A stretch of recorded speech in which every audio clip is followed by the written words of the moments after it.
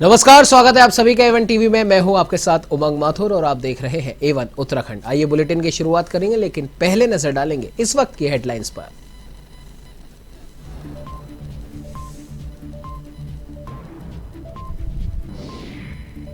उत्तराखंड के मुख्यमंत्री धामी का मसूरी दौरा, DLF फाउंडेशन की ओर से आयोजित स्वागत सम्मान कार्यक्रम में की शिरकत। तो वहीं चिकित्सा उपकरणों का भी किया लोकार्पण, मंत्री गणेश जोशी भी रहे मौजूद।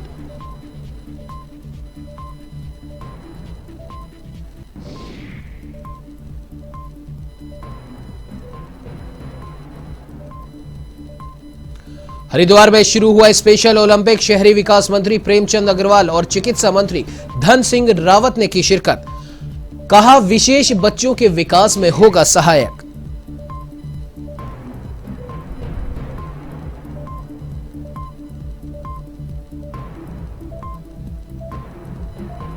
कांग्रेस कार्यकर्ताओं ने महंगाई के खिलाफ किया प्रदर्शन, इंदिरा गांधी नगर से लसियाल चौक तक निकाला पैदल मार्च। केंद्र और राज्य सरकार के खिलाफ जमकर की नारेबाजी।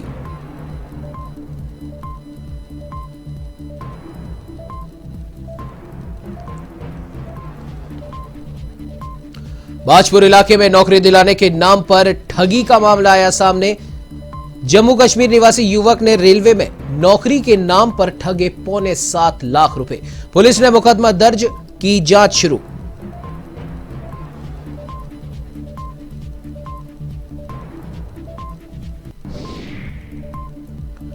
खटीमा के झनकट शहर में दिन दहाड़े लूट की वारदात, बैंक ऑफ बड़ौदा में तमंचे और चाकू की नोक पर करीब 4 लाख लूटे।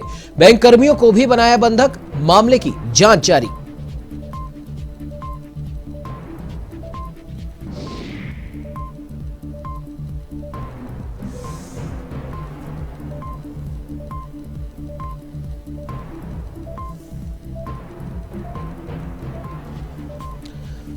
चलिए बुलेटिन की शुरुआत करते हैं विस्तार से। उत्तराखंड के मुख्यमंत्री पुष्कर सिंह धामी आज मसूरी के दौरे पर रहे, जहां उन्होंने DLF फाउंडेशन की ओर से आयोजित स्वागत सम्मान कार्यक्रम में शिरकत की और साथ ही साथ आपको बता दें कि मसूरी की जनता का भी उन्होंने आभार जताया। इस दौरान मंत्री गणेश जोशी उनके साथ मौजूद रहे। साथ ही उन्होंने विश्व स्वास्थ्य दिवस के अवसर पर राजकीय उप चिकित्सालय को DLF द्वारा प्रदान किए गए चिकित्सा उपकरणों का भी लोकार्पण किया और DLF द्वारा दिए गए सहयोग के लिए आभार व्यक्त किया।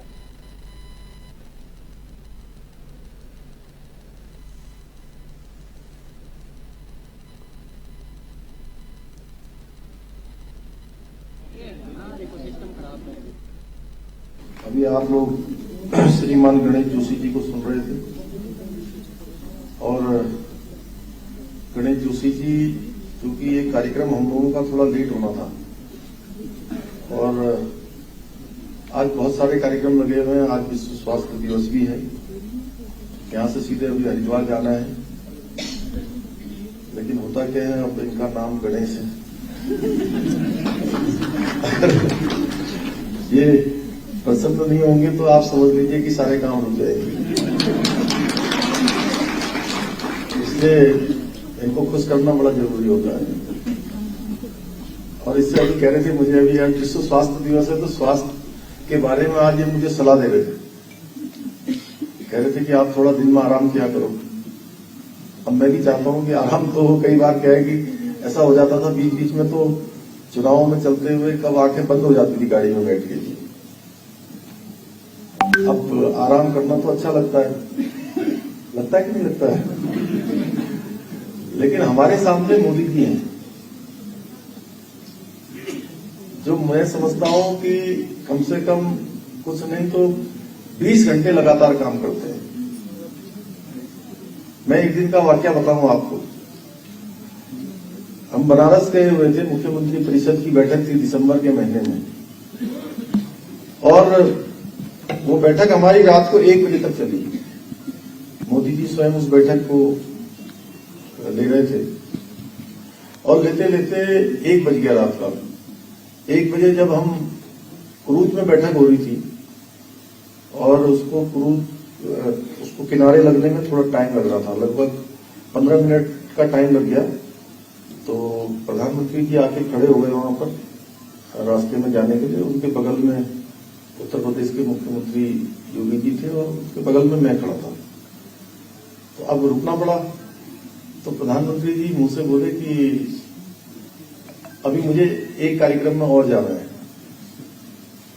रात में 1 बजे। मसूरी के अंदर एक घाटू स्टेडियम जो आपके आशीर्वाद से बीच में आपने काम शुरू करवाया था और फॉरेस्ट द्वारा से बीच में रोक दिया जाता है, उसके लिए बजट का प्रावधान भी आपने किया था। मेरा निवेदन है कि आज उसका घोषणा भी करें और अधिकारी को निश्चित करें कि आने वाले 1-2 साल के अंदर हमारा बिराड़ू का स्टेडियम बनकर तैयार हो जाए। ऐसी मैं आपसे उम्मीद करता हूं और एक बार फिर दिल की गहराइयों से आपका अभिनंदन करता हूं और आए हुए मसूरी की महान जनता का भी कि आपने मुझे लगातार जिस प्रकार मुख्यमंत्री जी ने मिथक तोड़ा, कहा जाता था कि एक बार कांग्रेस आती है, एक बार बीजेपी आती है, उस मिथक को तोड़ने का काम माननीय मुख्यमंत्री जी ने किया।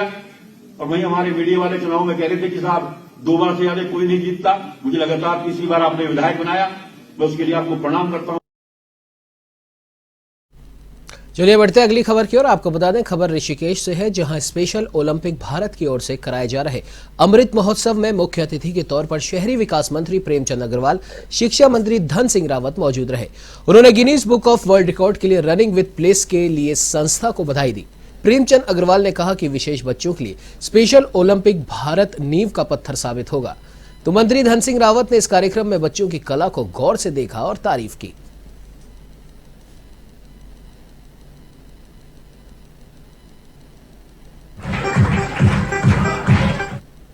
राष्ट्रीय स्वास्थ्य दिवस है और पूरे भारतवर्ष में, पूरी दुनिया में आज जो स्वास्थ्य दिवस है उसके अनुरूप बहुत कार्यक्रम हमने आयोजन किए हैं। आज मुख्यमंत्री जी हरिद्वार में, हम लोग यहाँ पे हैं, शाम को फिर देहरादून में, हर जिलों में कार्यक्रम है। लेकिन ये स्पेशल ओलंपिक भारत का आयोजन है जिसमें कि दिव्यांगजन जितने बच्चे हैं इनका एक कार्यक्रम किया गया था और इस संस्था के माध्यम से आज हम यहाँ पे आए हैं।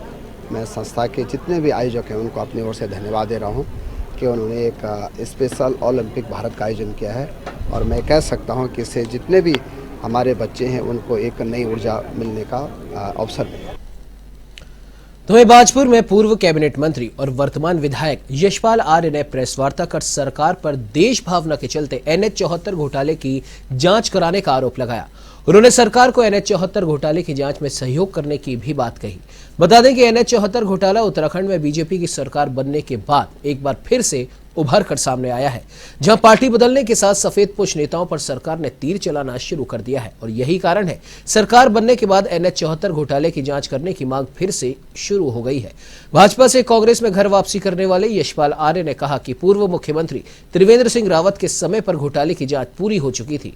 उन्होंने कहा कि वो 5 साल बीजेपी सरकार में कैबिनेट मंत्री पद पर रह चुके हैं। जांच के दौरान सारी सच्चाई सामने आ चुकी है। मामले की निष्पक्ष जांच होनी चाहिए, जिसके लिए वो सरकार को पूरी तरह सहयोग करने के लिए तैयार है।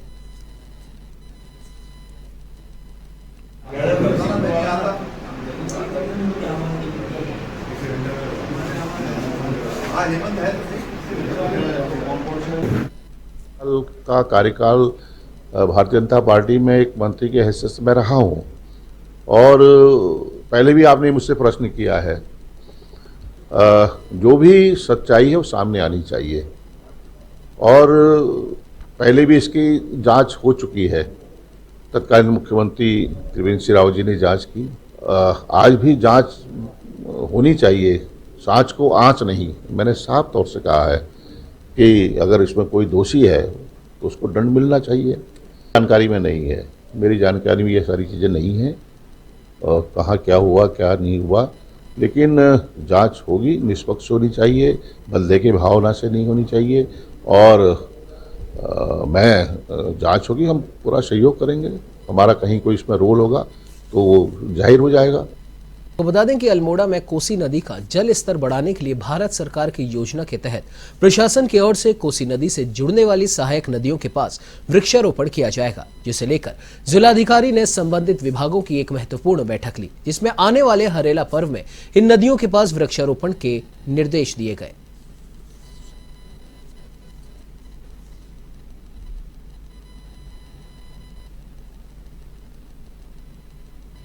जो कार्यक्रम है, जो हमारा Kosi project ministry of environment से स्पॉन्सर किया जा रहा है, उसी के तहत अब हम लोग फेज़ 2 के अंतर्गत जो हमारे अवशेष कार्य हैं, जो कोरोना की वजह से जो पिछले लगभग 1-1.5 साल से पूरे नहीं हो पाए थे, उनको हम अगले 6 माह में क्रियान्वित करने जा रहे हैं। तो ये 14 हमारी जो रिचार्ज जोन्स हैं, उनके एक माइक्रो प्लान्स बनाए जा रहे हैं और जो भी एक्टिविटीज़ इस बार ये पूरे संपूर्ण मानसून अवधि में हरेला पर्व से शुरू होते हुए हम पूरे सितंबर तक इन कार्यक्रमों को आयोजित करने जा रहे हैं। वहीं लगातार बढ़ रही महंगाई को लेकर कांग्रेस पार्टी ने सरकार के खिलाफ मोर्चा खोल दिया है और इसी के तहत उत्तराखंड के इंदिरानगर से लसियाल चौक तक कांग्रेस कार्यकर्ताओं ने पैदल मार्च निकालते हुए सरकार के खिलाफ जमकर नारेबाजी की और साथ ही महंगाई कम किए जाने की भी मांग की है। महानगर अध्यक्ष लालचंद शर्मा के नेतृत्व में पार्टी नेता और कार्यकर्ता गुरु नानक इंटर कॉलेज के पास इंदिरानगर में एकत्रित हुए, जिसके बाद पैदल मार्च निकालते हुए बढ़ती महंगाई को लेकर प्रदर्शन किया गया। गैस के रेट कम करो, डीजल के रेट कम करो। निकाला क्योंकि अखिल भारतीय कांग्रेस कमेटी के दिशा निर्देश हमको मिले हैं और प्रदेश कांग्रेस कमेटी के दिशा निर्देश मिले हैं कि आज जो है हमें मार्च निकालना। तो आज हमारे सभी साथियों ने यहाँ पे जो हमने मार्च निकाला है और हमने ये मांग करी है कि भारतीय जनता पार्टी ने जो वादे किए थे कि हम महंगाई कम करेंगे, हम बेरोजगारी दूर करेंगे, हम भ्रष्टाचार को दूर करेंगे, लेकिन ना तो महंगाई कम हो रही है, ना भ्रष्टाचार दूर हो रहा है, ना बेरोजगारी कम हो रही है, बल्कि बेरोजगारी का तो ये आलम हो चुका है कि जो लोग आज स्वास्थ्य सेवा में नौकरियों पर लगे थे उन्हें भी निकालने का काम इस सरकार ने कर दिया। तो हमारी जो जंग है वो जनता के लिए हमेशा जारी रहेगी। हम लोग जनता की आवाज़ को और आगे पहुँचाना चाहते हैं। हम कोई सत्ता की राजनीति नहीं करते हैं, हम लोग सेवा के भाव से काम करते हैं और वो आगे करते रहेंगे। भाजपा सरकार के हाथ में महंगाई जो बढ़ रही है उसको कंट्रोल करने की बहुत लिमिटेड सीमा है। राज्य सरकार अपने स्तर पर बहुत कम योगदान इसमें कर सकती है। महंगाई बढ़ने के क्या कारण हैं? 2 साल कोरोना काल रहा, इंडस्ट्रियां ठप हो गई, कारोबार समाप्त हो गए, इकोनॉमी अर्थव्यवस्था बिल्कुल सड़क पर आ गई। विश्व के अंदर क्या स्थिति है अन्य देशों की, इसकी भी अगर आप तुलना करेंगे, अभी अपना यूक्रेन और रशिया का युद्ध चल रहा है। कई कारण हैं अंतर्राष्ट्रीय स्तर पर जो महंगाई बढ़ रहे हैं, लेकिन गवर्नमेंट ऑफ इंडिया, भारत सरकार जो है वो जानती है कि हाँ महंगाई बढ़ने से जनता को असुविधा हो रही है। तो तरीके निकाले जा रहे हैं कि अब ये जो बढ़ती हुई महंगाई और ना बढ़े, उसको कंट्रोल किया जाए, संभव हो तो और कम किया जाए। तो भारतीय जनता पार्टी की केंद्र और राज्य की सरकार चिंतित है, कदम उठा रही है। खबर उत्तराखंड के कर्णप्रयाग से है, जहां कोट कंडारा के काली मंदिर में नवरात्रि को हर्षोल्लास के साथ मनाया जा रहा है। पौराणिक मान्यताओं के अनुसार कैलाश पर्वत के लिए राजजात यात्रा में मां नंदा दशम द्वार का महत्वपूर्ण स्थान है। जितना महत्व कुरुड़ और नौटी नंदा की डोली का है, उतना ही महत्व दशम द्वार डोली का भी माना जाता है। मान्यता है कि चारों तरफ से खड़ी चट्टानों पर स्थित इस जगह रावण ने तपस्या की थी।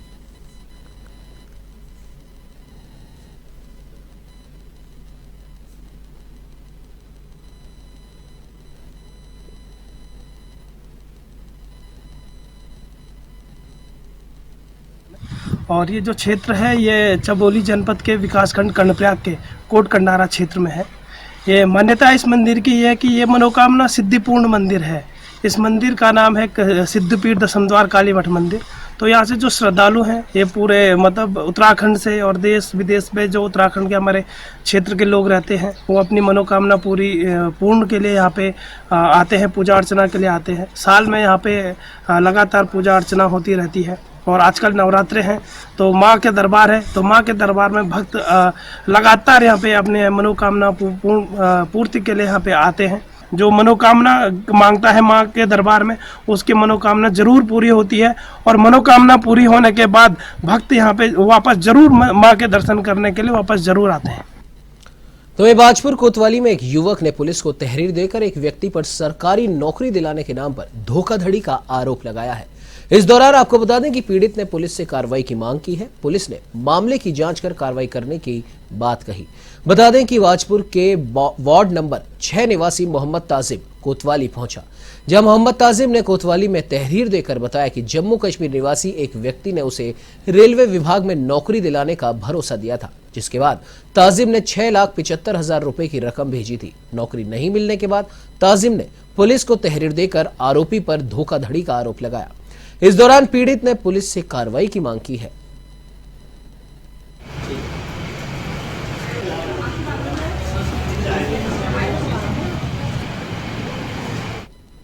ये एक तहरीर प्राप्त हुई है। इसमें एक मोहम्मद तहजीम नामक युवक ने एक आरोप लगाया है कि जम्मू कश्मीर निवासी एक व्यक्ति ने, जो उसे बाजपुर में मिला था, उससे सरकारी नौकरी लगवाने के नाम पर अलग अलग समय पर रुपये उससे लिए हैं।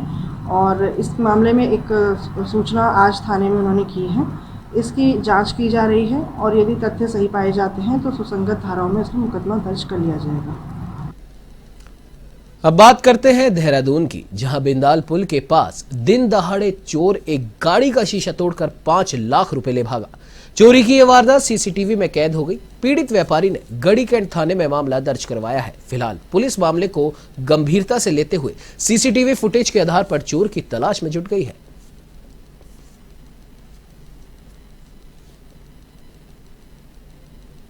लगभग 11 बजे के आसपास बिंदाल पुल पे हमारे स्टोर पे मेरी गाड़ी खड़ी थी बाहर, तो किसी ने शीशा तोड़ के उसमें से बैग उठा लिया है, लैपटॉप बैग समझ के, जिसमें 5 लाख रुपए नकद और कुछ पेपर, स्टैम्प पेपर, कुछ चेक्स और 1-2 एग्रीमेंट्स हैं। I have reported to the local authorities, जिसमें खुड़बुड़ा चौकी, बिंदाल पुल थाना और गढ़ी कैंट थाना, वहाँ पे सीसीटीवी वगैरह चेक हो रहे हैं। I request to all the authorities की जितनी जल्दी से जल्दी पकड़े जाएं। बैग रिपोर्ट हुआ है अभी हरिद्वार में, तो अभी तो हम लोग हरिद्वार निकले हैं वो बैग लेने हैं। इस बुलेटिन में फिलहाल इतना ही। देश प्रदेश की तमाम बड़ी खबरों की जानकारी के लिए आप बने रहिए हमारे साथ और देखते रहिए A1 टीवी।